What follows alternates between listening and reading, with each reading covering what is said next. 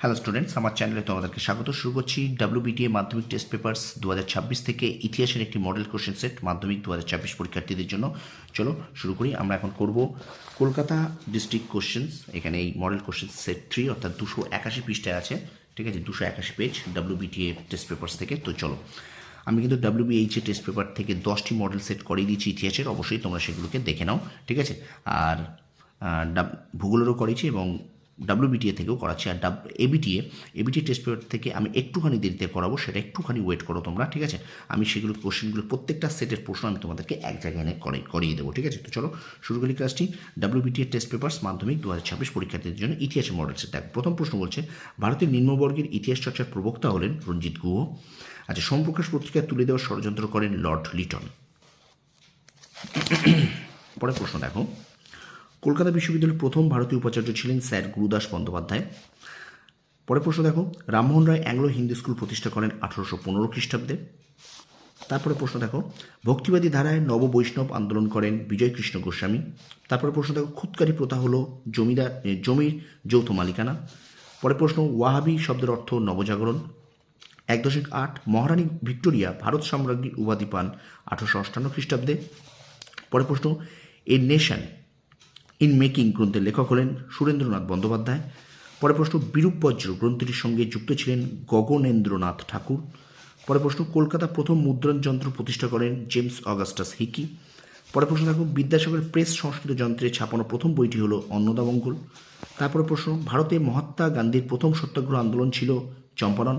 পরের প্রশ্ন, গিরনি কামগড় ইউনিয়ন প্রতিষ্ঠিত হয়েছিল 1928 খ্রিস্টাব্দে। আচ্ছা, পরের প্রশ্ন, AITUC এর প্রথম সাধারণ সম্পাদক ছিলেন দেওয়ান চমনলাল। পরের প্রশ্ন, ভারত স্ত্রী মহামণ্ডল প্রতিষ্ঠা করেন সরলা দেবী চৌধুরানী, ঠিক আছে। পরের প্রশ্ন দেখো, ভারত ছাড়ো আন্দোলনের সময় কংগ্রেসের গোপন বেতার কেন্দ্র পরিচালনা করতেন উষা মেহতা, ঠিক আছে, ওকে। আচ্ছা, পরের প্রশ্ন দেখো, সত্যশোধক সমাজ গঠন করেন জ্যোতিরাও ফুলে।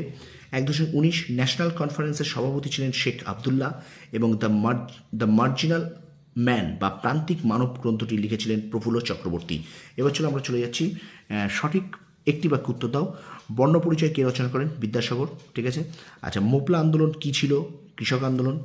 লীলানাগ রায় কোন সংঘের সঙ্গে যুক্ত ছিলেন? উত্তর হবে দীপালি সংঘ। 2.1.4 দেখো, অ্যান্টি সার্কুলার সোসাইটির সভাপতি কে ছিলেন? কৃষ্ণ কুমার মিত্র। আচ্ছা, এবার ঠিক ভুল দেখো, সঙ্গীত স্থাপত্য চর্চার ইতিহাসের অঙ্গ, সঙ্গীত স্থাপত্য চর্চার ইতিহাসের অঙ্গ, এটা মিথ্যা। পরের প্রশ্ন দেখো, দিকু শব্দের অর্থ বহিরাগত সত্য।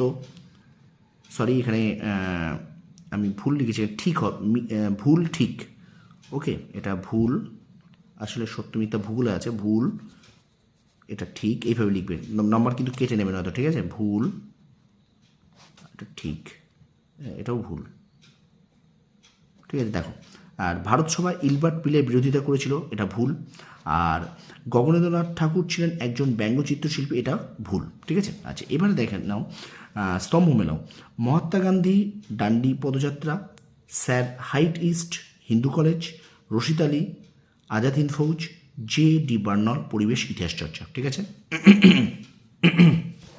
আচ্ছা, এবার চলো আমরা চলে যাচ্ছি বিবৃতি ব্যাখ্যা। দেখো, প্রথমটা বলছে, মধুসূদন গুপ্ত খ্যাতি লাভ করেছিলেন, তিনি চিকিৎসাবিদ্যা চর্চার স্বার্থে সমাজের কুসংস্কার ভেঙে সব ব্যবচ্ছেদ করেছিলেন, এটা ব্যাখ্যা 3 হবে।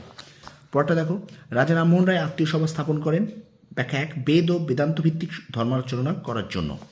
আচ্ছা, পরেরটা দেখো, বিবৃতি, বিশ্বভারতীতে রবীন্দ্রনাথ মুক্ত প্রকৃতিতে পাঠদানের কথা বলেন, ব্যাখ্যা 2 হবে, রবীন্দ্রনাথ প্রকৃতি, মানুষ ও শিক্ষার সমন্বয় ঘটাতে চেয়েছিলেন। আর পরের বিবৃতিটা দেখে নাও, গান্ধীজি হরিজন আন্দোলনের সক্রিয় ভূমিকা নেন, এটা ব্যাখ্যা 1 হবে, উচ্চবর্ণের ও নিম্নবর্ণের মধ্যে বৈষম্য দূর করার উদ্দেশ্যে। তো এই ছিল WBTA মাধ্যমিক টেস্ট পেপার্স থেকে ইতিহাসের 3 নম্বর মডেল সেট আমরা করলাম। তো ভিডিওটা ভালো লাগলে অবশ্যই শেয়ার করবে, লাইক করবে, আর বন্ধুদের মাঝে বেশি করে শেয়ার করে দেবে। আর আমার চ্যানেল যদি নতুন থাকো, অবশ্যই চ্যানেলকে একটু সাবস্ক্রাইব করো, পাশে থাকবে বেল আইকনটি প্রেস করে রাখো। তোমাদের সাফল্য কামনা করি, ধন্যবাদ।